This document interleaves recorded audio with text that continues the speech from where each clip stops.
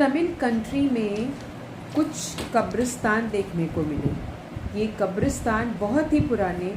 और ये उस काल के हैं कि जब यहाँ पर संगम एज चल रहा था और स्पेशली वो टाइम जो कि चेरास, चोलास और पांड्यास का था। इन कब्रिस्तानों को देख करके एक्सपर्ट का मानना है कि ये जो कब्रिस्तान हैं ये उन लोगों के हैं जो कि संगम एज में उस काल में रहते थे और इनके ऊपर जो भी इंफॉर्मेशन है या जो भी शिला रखी है और शिलालेख उसमें लिखे गए हैं वो सारी इंफॉर्मेशन बताते हैं संगम एज के लोगों की संस्कृति, उनकी उपलब्धियां, उनके जीवन और उनके योग्यता के बारे में। तो ये कब्रिस्तान में कुछ गोलाकार, कुछ चौकोर और कुछ आयतकार ज़मीन से लगे हुए ये शिलाएं मिली हैं जिनको कि एक कब्रिस्तान का रूप कहा गया है या एक कब्रिस्तान की कब्र का दर्जा दिया गया है।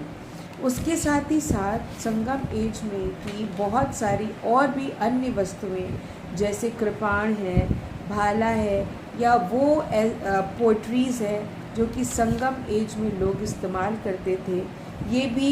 मिले हैं जिनसे पता चलता है कि उस काल में लोग मिट्टी के बर्तन, पत्थरों के बर्तन आदि का भी इस्तेमाल करते थे। उसके बाद जो तीसरा आर्कियोलॉजिकल सोर्स है जिसे कि हम कहते हैं हीरो स्टोन, ये हीरो स्टोन जो है कहा गया है कि ये एक तरीके का ऐसा कब्रिस्तान है जो कि उन लोगों के लिए बनाया जाता था या उन लोगों को इसमें दफनाया जाता था जो देश की सुरक्षा और लोगों को की रक्षा के लिए अपनी जान गंवा देते थे।